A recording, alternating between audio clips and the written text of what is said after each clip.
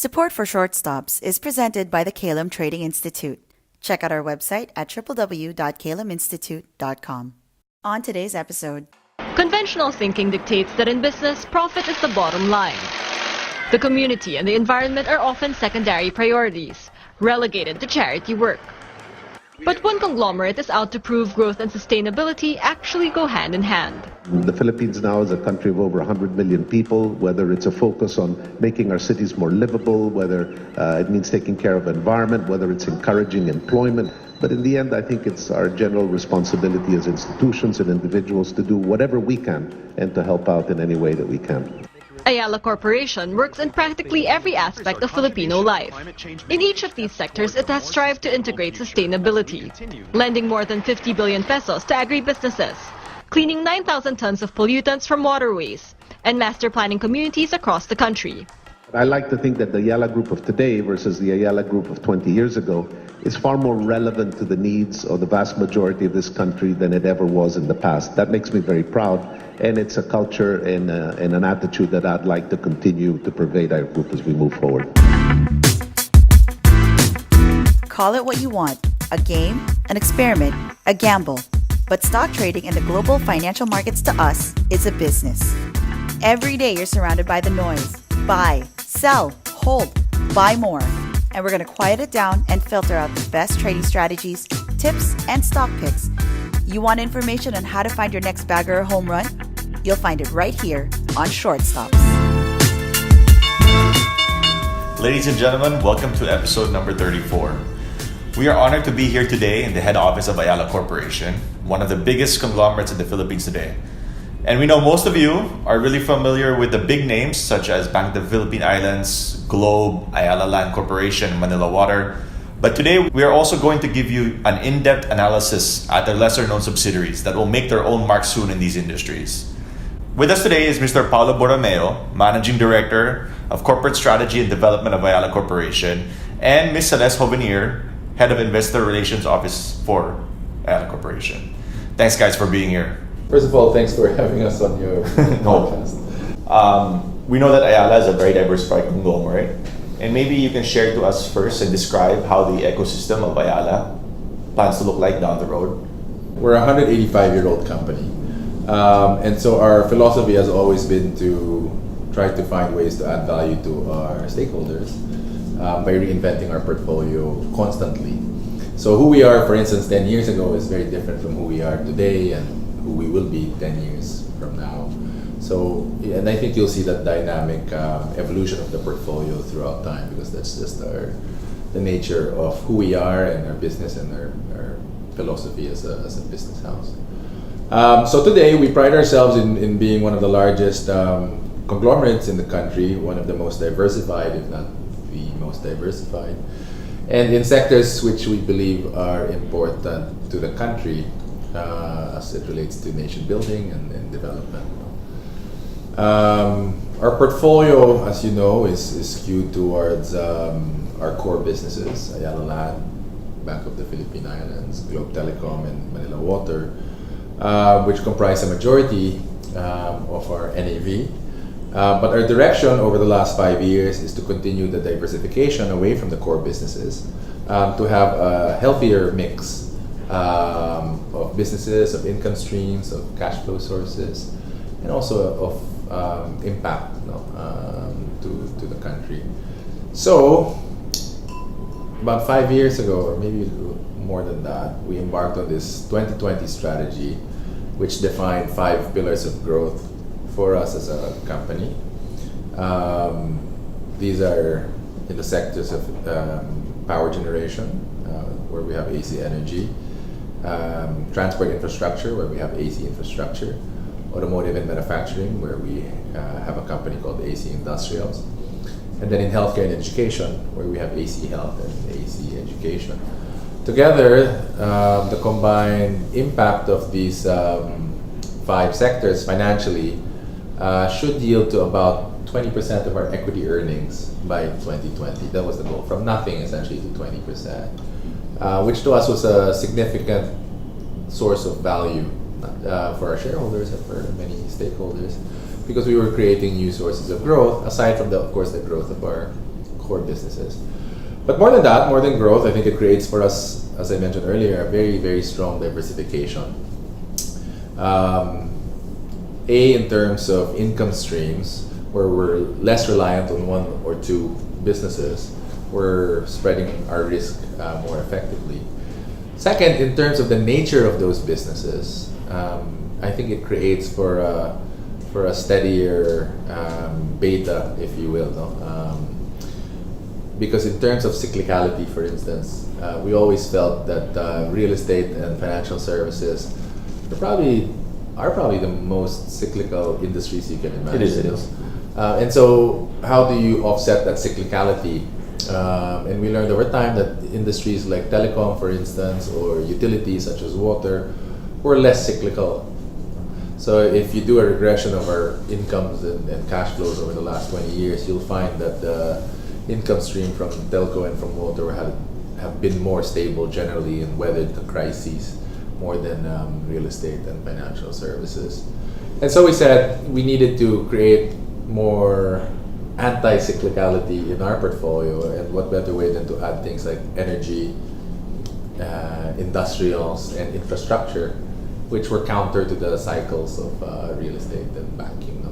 So that's, I guess, the second reason why we wanted to diversify, not just from a financial perspective, but from a cyclicality perspective. And then the third reason is from a strategic perspective, because we wanted to create or generate more social impact for us as a group, create more jobs, create more employment opportunities, more livelihood, and at the same time touch more lives through some of the socially related businesses that we established. Overall, as a group, numbers have been very healthy, including 2018 and going forward. Maybe we can just make a few comments lang on Ayala Land. Reservation sales have been hitting record highs. If you look at your mix today, like recurring revenues have almost gone substantially over the past 5 years. What has been the key focus on the Ayala Land Group? Basically on what key cities, what's mostly going to be driving growth going forward? Obviously, property prices have gone up substantially over last 2-3 years. I think at the highest level, Ed, we look at real estate. We continue to feel bullish about real estate in the Philippines. I think Ayala Land has had a remarkable growth trajectory for the last 8 years, where we've had double-digit growth every year, no? Which is, I think, unparalleled.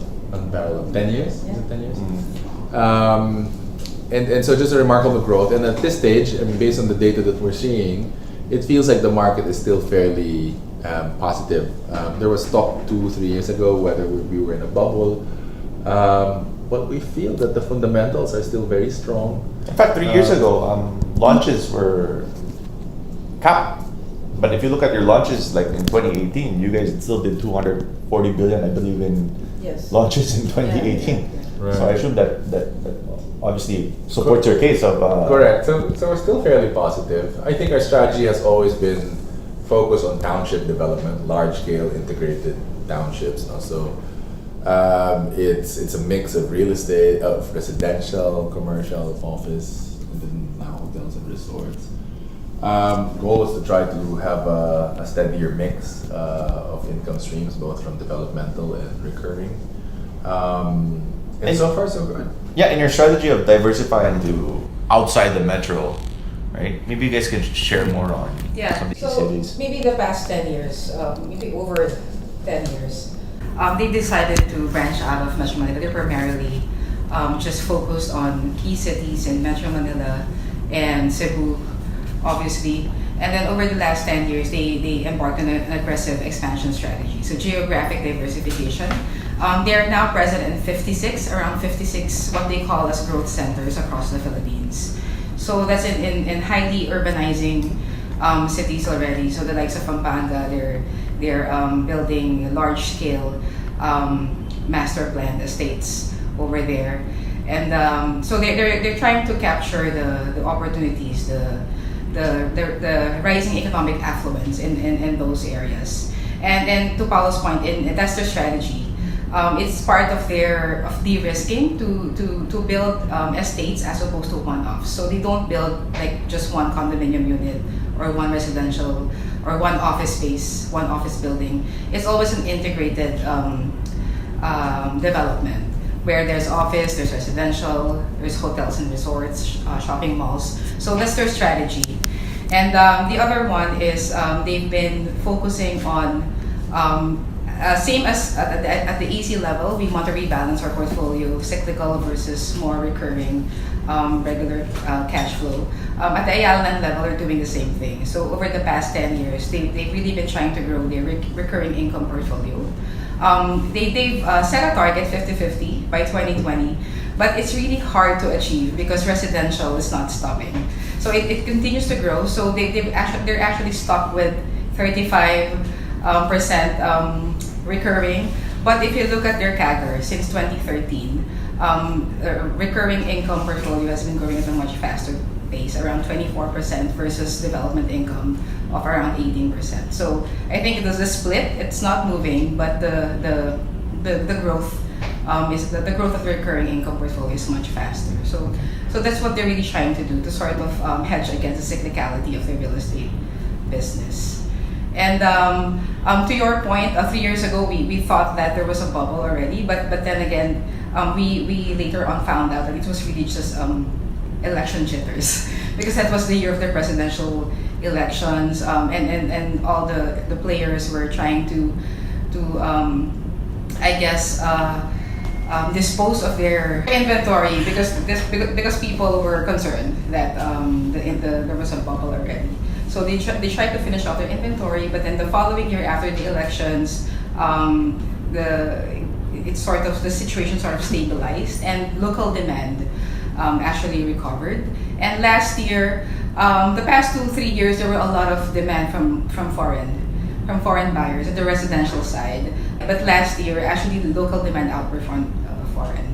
So it's not like it's really just the foreigners driving the residential demand in the country. There's still a lot of local demand, yes, from both local and overseas Filipinos. Just to maybe finalize on Ayala land, you talked about the foreign largely driven by the POGO. Right. What's your thoughts on this, and what's the thoughts on the how sustainable going forward do you see this? Mm-hmm. I think as a philosophy, we don't really capitalize on it like it's the next BPO. For us, we don't really look at it that way. But there was in recent years there was softening in the growth of the BPO industry. It's still growing, but a much slower pace compared to previous years. And POGO just surfaced overnight. And Ayala will be remiss if they don't at least take advantage a little bit. But they're not as aggressive as others, or are not as optimistic as other players on POGO. So they've actually put a cap of 10% in their office leasing, and they're now at a 7%. So that's how they're sort of disciplining themselves. They can't go overboard on POGOs. So sorry. So it's a welcome. Well, I guess you can say it's a welcome relief. The POGOs. I mean, it comes with pros and cons, both from a quantitative and a qualitative perspective. But it feels a near-term supply need, which is, I think, in generally positive. I don't think it's sustainable long-term. So from our perspective, it's not something that we build around, as Celeste said. No? It's something that we look at, opportunistically, but we certainly don't we wouldn't build our plans around it. And we wouldn't encourage anyone to think about it longer term, because it's just so unpredictable and hard to sustain. The two other large subsidiaries of Ayala Corporation, BPI being one. Obviously, fourth quarter picked up. NIMs, net interest margins, recovered. Cost of deposits are still relatively high, but I think managing on that end. There's a lot of push towards digitization And I assume that Globe is also making that push to digitization using Mint and Gcash. Technology has been the forefront for both subsidiaries. Maybe you can talk more about that technology strategy of the holding company. Well, both companies have embarked on a massive digital push. Globe earlier than BPI, but of late it's been high on the agenda for us as a group. So even Ayala Land, Manila Motor, and everyone else. But at the forefront, I think you have our telco and the bank. Globe has, by nature, has to digitize, and I think you're seeing more of their business evolve to the data side of the business, and they're doing a lot more work in terms of customer centricity and trying to leverage data analytics to better serve their customers, trying to drive content and new ways to engage their clients.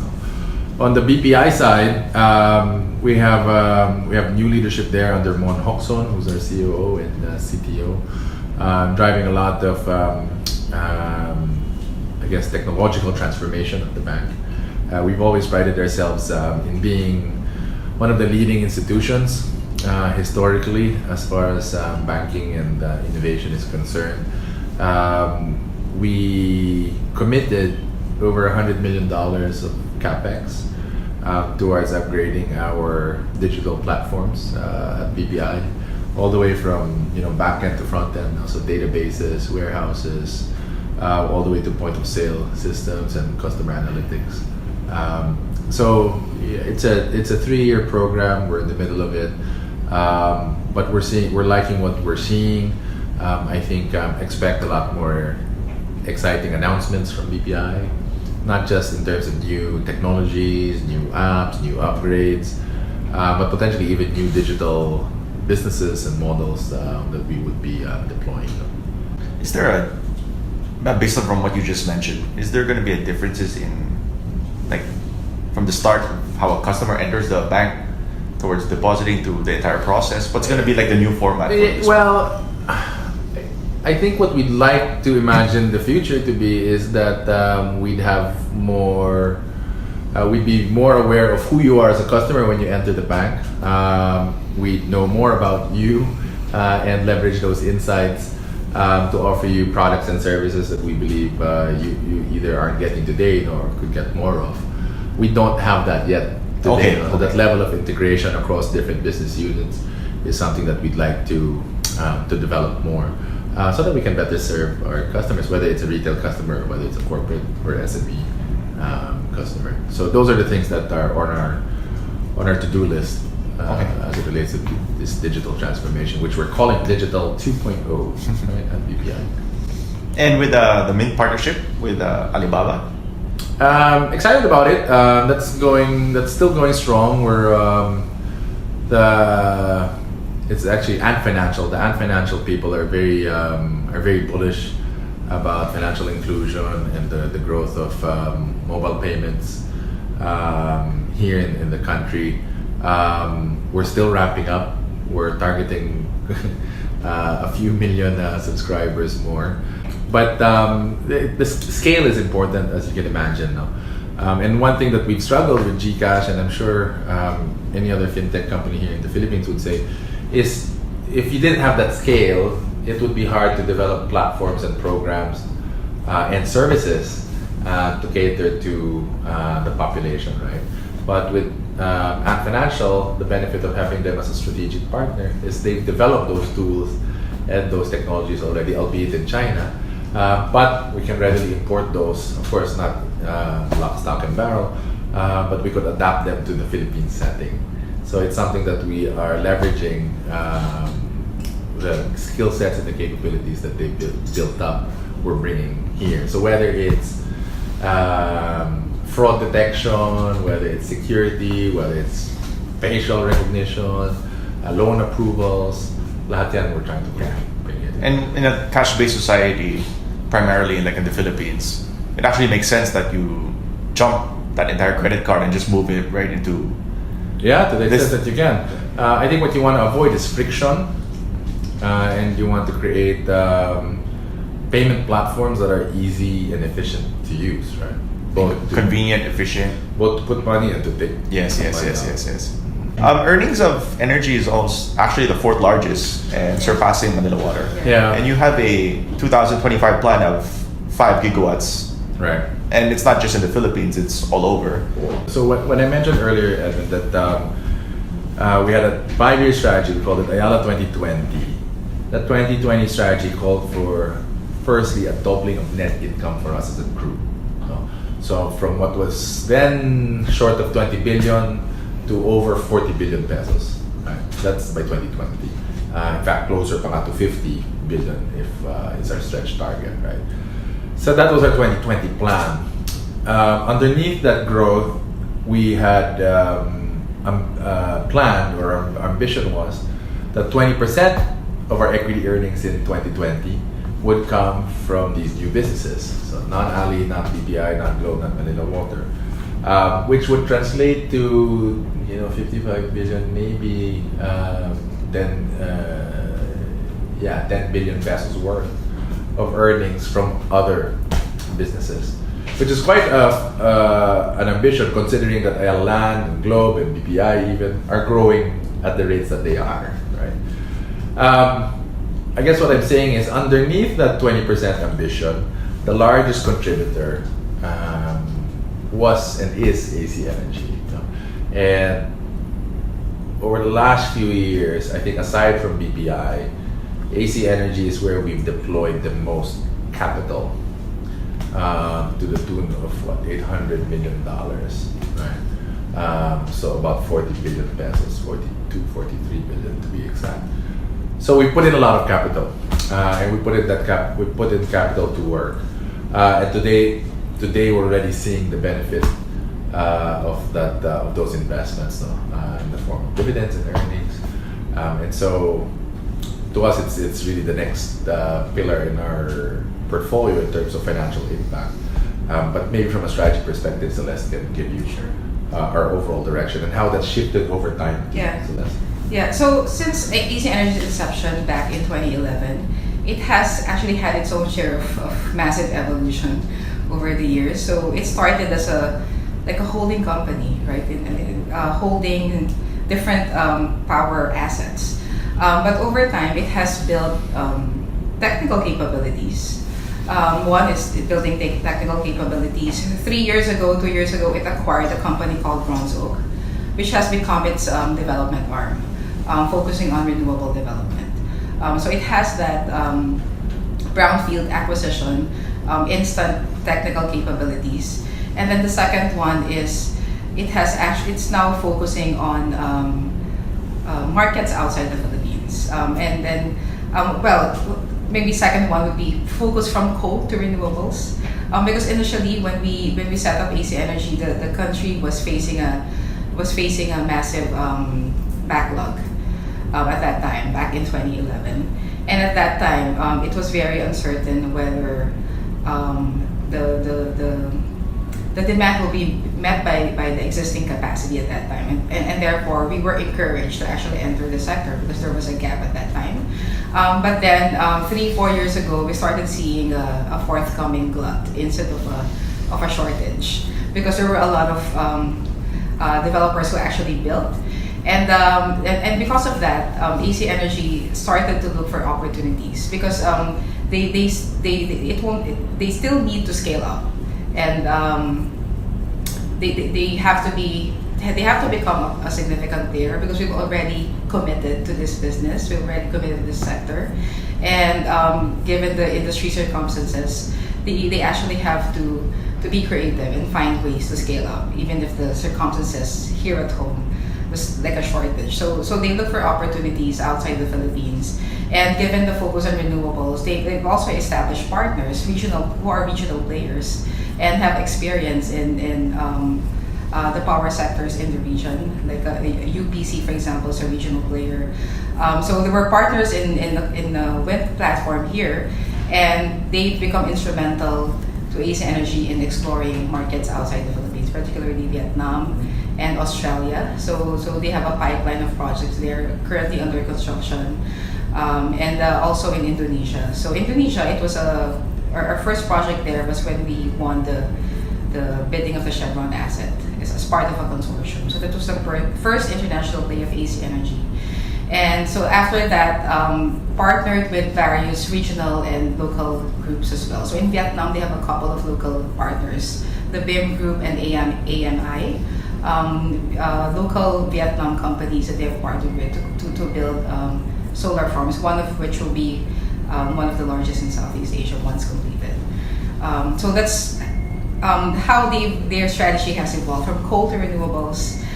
Before, what was stopping us from focusing on renewables in the beginning was the country needed baseload capacity, and coal was the only one who could obviously provide that capacity. But over time, economics have changed, technology, because of the advent of technology. So it has become economically attractive, valuable to do renewable technology, specifically solar. And also, the efficiency has improved as well. So it can over time, actually in the long term, become a substitute for baseload capacity. So they're starting focusing on solar in particular, although we have a couple of wind platforms here and in Indonesia that we're building as well. But moving forward, AC Energy would want to focus on solar technology in particular. So in Australia as well, they have a massive pipeline of projects, one of which will break ground by the second half of the year in Australia. Again, in partner with UPC.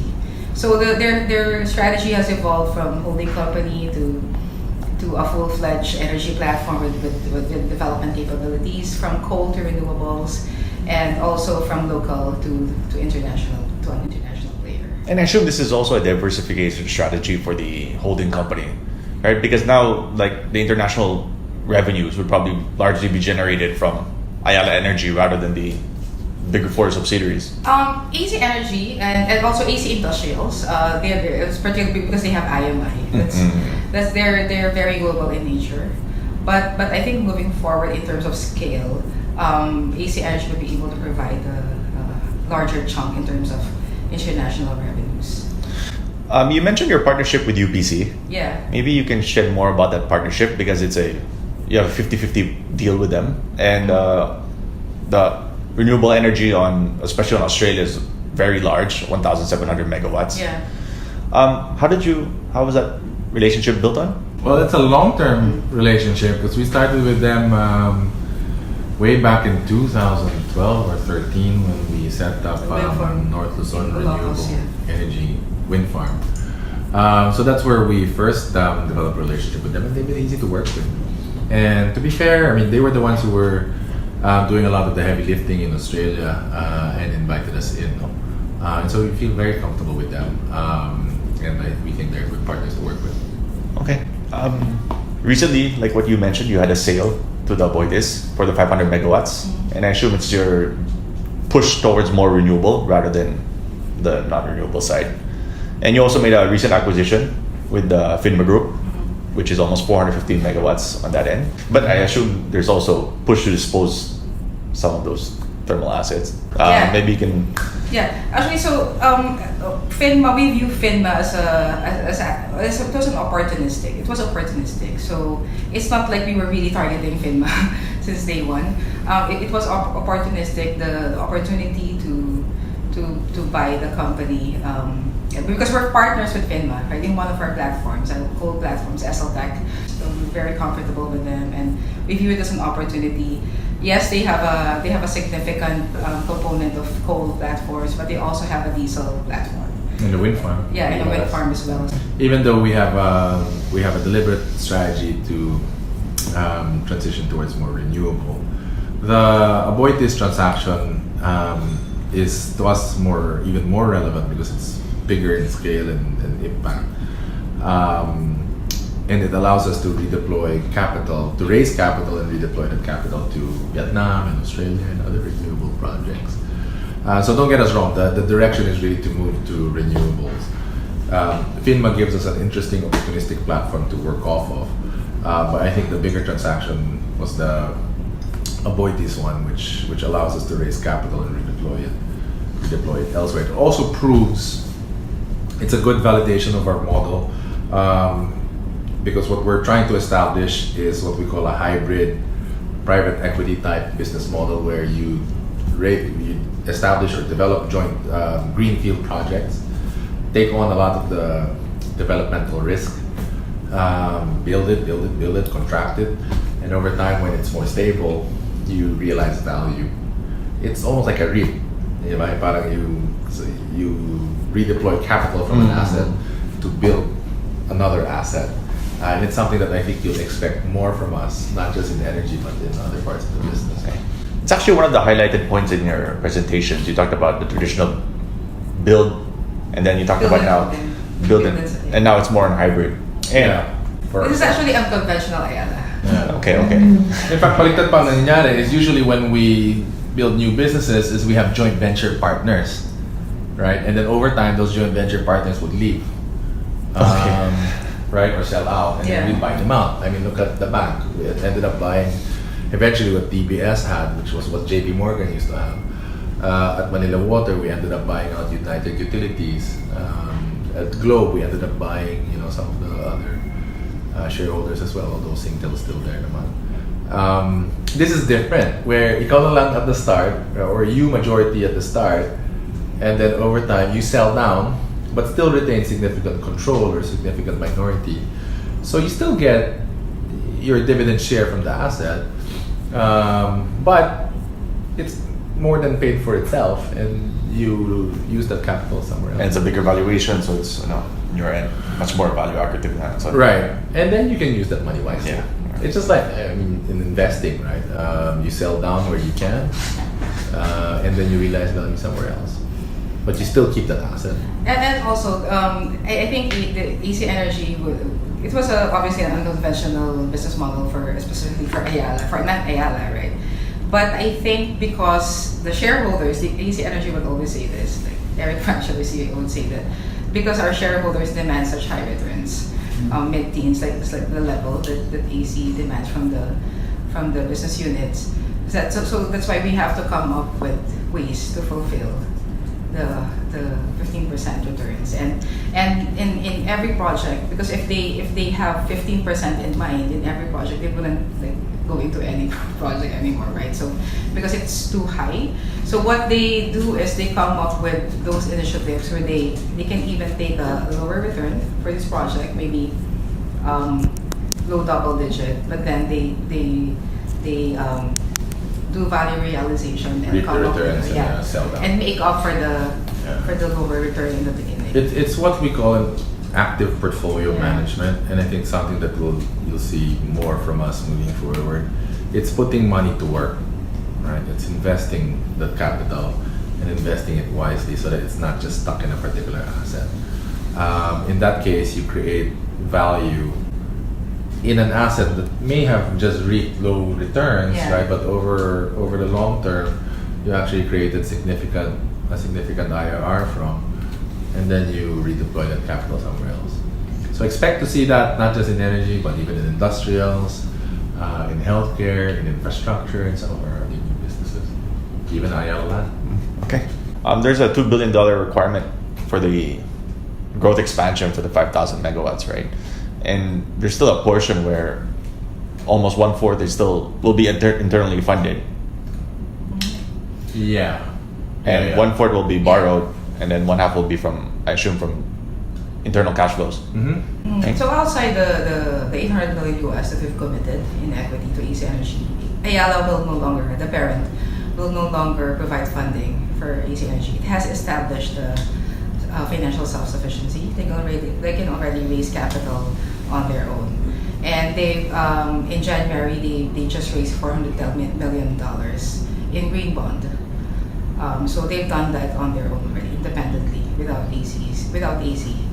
So they can raise capital on their own, bank financing, value realization. So they have a variety of methods, capital market, borrowings, bank borrowings, and also value realization initiatives. So the proceeds that they get when they sell their assets. So that's how they plan to fund the $2 billion. Okay. No more capital. And they will be self-sustaining. Yes. Okay. Maybe we can talk about Ayala Industrials, AC Industrials. yeah. You have Kia, obviously a substantial portion, and you have IMI. What's the overall strategy and contribution? Well, okay, so AC Industrials we established 4 years ago via a merger of our IMI group and our Ayala Automotive group. So the vision there is to create an integrated automotive manufacturing powerhouse, so to speak, which it's like a mini conglomerate, the likes of Astra or Sime Darby in Malaysia. Indonesia is Astra, Sime Darby is Malaysia. And we feel like we have unique assets. IMI is the 5th largest automotive electronic manufacturer in the world. 5th largest, and we have 16 factories all over the world, in Eastern Europe, in North America, in China. So it's truly global. And then since then, what we've done is create a more robust manufacturing portfolio, not just IMI, right? But we acquired SDI, Merlin, MT. What's the other one? Via Electronics. And so now we have a more robust manufacturing platform that really caters to automotive and industrial electronics companies. These are OEMs, the Volkswagens, the BMWs, the Japanese manufacturers, and some of the tier 1s and tier 2s like Denso and Bosch and all those guys. So we have significant relationships on the manufacturing side and significant value creation on the manufacturing side on one hand. And then locally, we're building a portfolio of distribution assets, right? Where we also have relationships with the same manufacturers, but this time as a customer, dito as a supplier, this one as a customer. It creates significant leverage actually for us from a relationship perspective. Where we supply Volkswagen on one hand, and we're customers of Volkswagen on another. So it gives us a unique advantage. And we saw that, for instance, in KTM, when we were bidding for the distributorship of KTM, the motorcycles. We were able not just to win the distribution agreement, but also the manufacturing agreement, because we have a manufacturing side, right? Okay. So versus if you were just an automotive group, you would just be purely a distributor.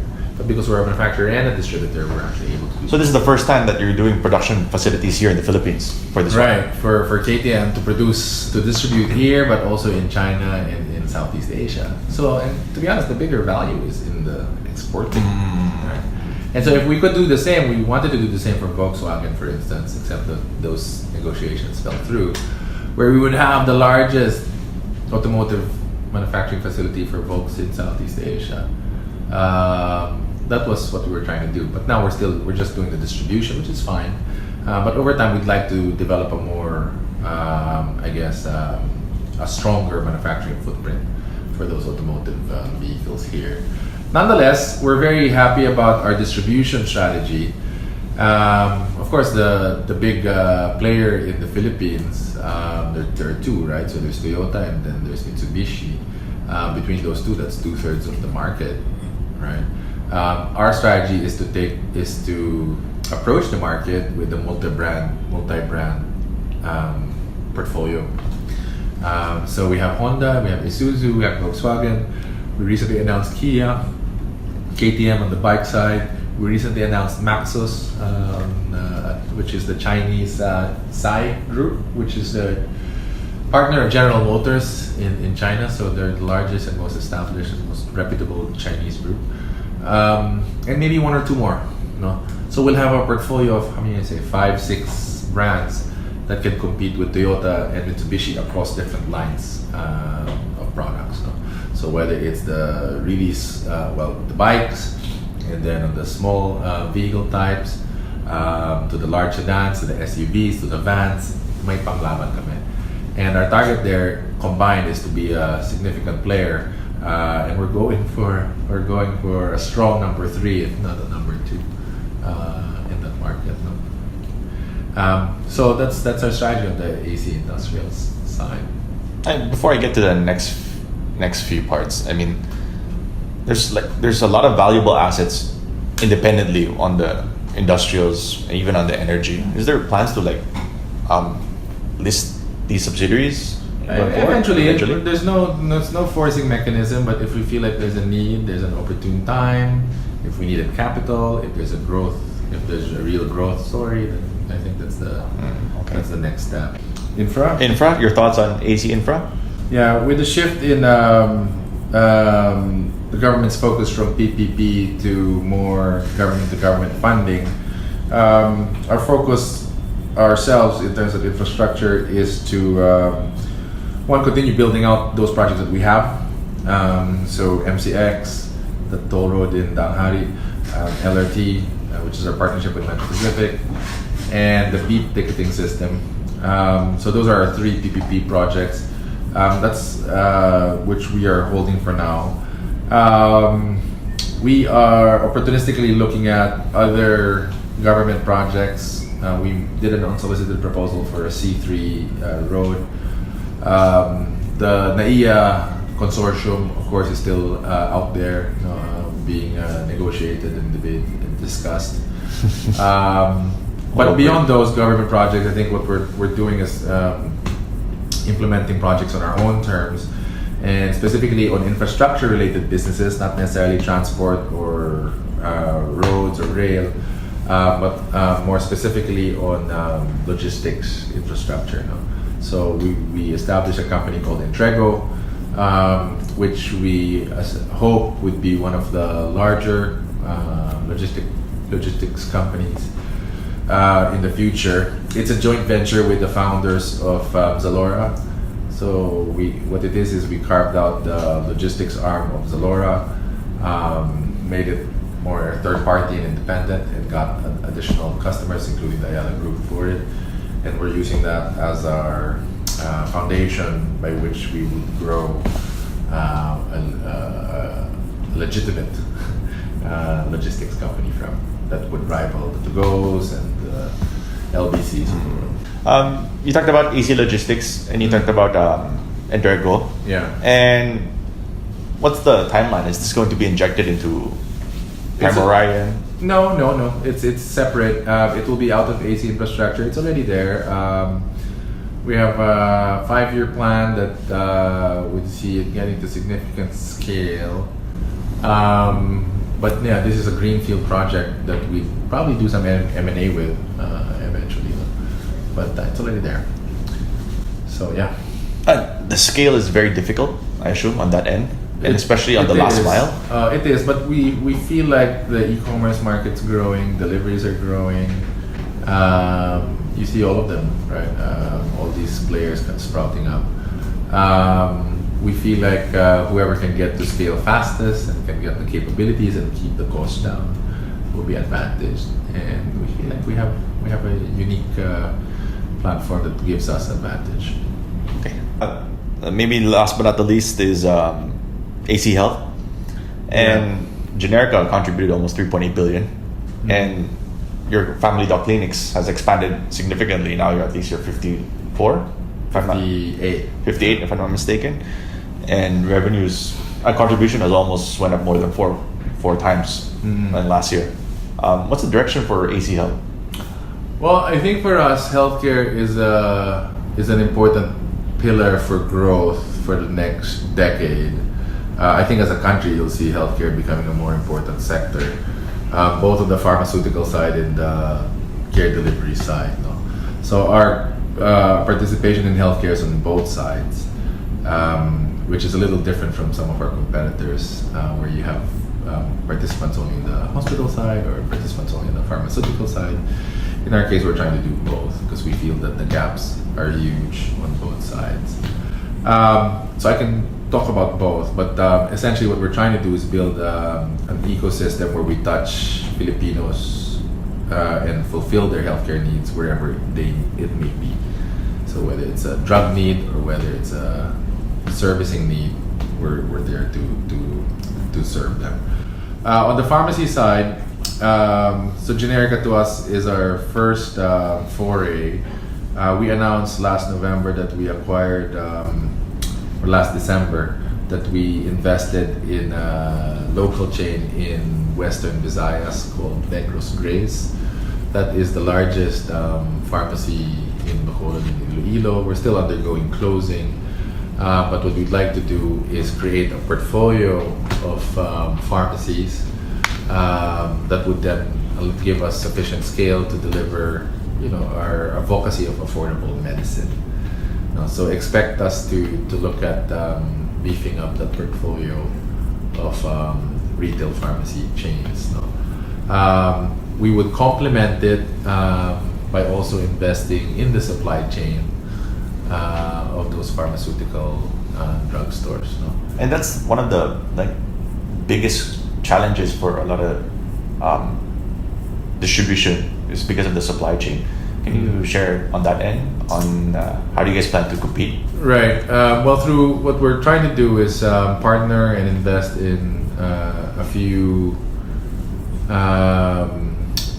players in that supply chain. There's only so much I can say. But the important thing is to create a stable flow of goods, and also a steady stream of goods that you can bring in. The inefficiency here in the Philippine system is bringing in medicine is not easy because the FDA restricts licenses and creates there's a backlog of 3 years, to bring. That's in. I mean, you just mentioned it, diba? Kasi it's so much easier going through distribution channels elsewhere outside and bringing these products in, but what you said because you have to have the licensing required. But if it's FDA, if it's US and Europe FDA certified, why does it take 3 years for us to certify new medicine, right? So that's what we're competing against now. But we feel like you can compete successfully in that arena if you're able to partner with the right supply chain players. So pharmacy, the goal there is to be a scaled, relevant player in the pharmacy space, recognizing that the pharmacy space has one or two large established players, right, both on the distribution and the retailing side. So that's on the pharmacy side, and then on the healthcare side, which is both clinics and hospitals. Today we're the largest retail clinic network with those 58 family doc stores. They're both a pharmacy, lab, and a consultation rolled into one. I think we're tapping on just pent up demand from consumers because we're seeing a lot of inflow right now of patients that exceeds our expectations. So we're trying to ramp up as fast as we can, but you're also limited by the supply of physicians and allied professionals, and so you can't grow as much as you want. Yeah, I mean that's my next question about it, because we're starting to see a lot more clinics come out, whether it's in the malls or outside facilities. Is it cheaper and more efficient to run it on that extent rather than go to a hospital? Oh, for sure. And it's cheaper even if you build it outside of malls, which is what we're doing with Family Doc. We're building it outside of the malls, near the residential communities, so that you are really delivering primary care to where people need them the most, so you don't need to go to Greenbelt or to SM. So it's literally 5 minutes away from your house. We would like to complement those clinics. Our goal is to build 100 of those clinics in Metro Manila. We would like to complement those with inpatient facilities, because you still need inpatient facilities for complicated procedures, right? So we're building our set of hospitals. We have our hospitals through Ayala Land called Qualimed. We're looking at other M&A for hospitals as well to complement those clinics. But the goal is to build an ecosystem of healthcare delivery assets that provide primary, specialty, and inpatient care, and then a portfolio of pharmacy chains that would then provide affordable medicine to more Filipinos. So that's our healthcare vision for that. You talked about 100 clinics. Do you have a timeline for that? Yeah, by 2020 we should have 100 clinics, and then we'd like to complement that with up to 1,000 beds of hospitals, but that will take until 2023. Fingers crossed. Yeah. Can I comment one last thing? Not on your list, but important to note that the other group that's not here is we established a group called AC Ventures. That group is our corporate venture capital fund. We are turbocharging that fund by bringing in money from other subsidiaries, so PBI, Globe, Ali, etc., to be the largest of its kind here in the Philippines. So we're targeting $200 million. But in that ventures group, that's where we make disruptive investments. So our investment into Zalora, for instance, or into Mint, into companies like Wave Computing, Arbor Funds. These are disruptive fintech, AI. This is all local? No, some are local, some are global. But we would do it through AC We have done it through AC Ventures, and we will do more of it through AC Ventures. We are not opening it yet to retail, but maybe in the future we would open it up to retail. But right now it's for the group's venture capital foray into disruptive technologies. So I wanted to point that out for your audience. And I assume it's to act like as a pillar for synergy with all the other subsidiaries. Yeah. So the goal is to try to find disruptive technologies that you can parlay or bring into your businesses and make it very efficient. Make it more efficient on right. So not just some cool stuff on, let's say, AI or fuel technology, because we don't have enough fuel here, right? You know what I mean? But if it's, for instance, water desalination technology that reduces the cost of desalinating by 1/10, why not, right? And then you can bring it here. Okay, good. Well, on behalf of the Ayala Group, Edmund, Eleanor, thank you for having us, and I hope it was. Hope this has been helpful to your listeners. It's been fantastic, Paolo, Celeste. Thanks so much. Thank you.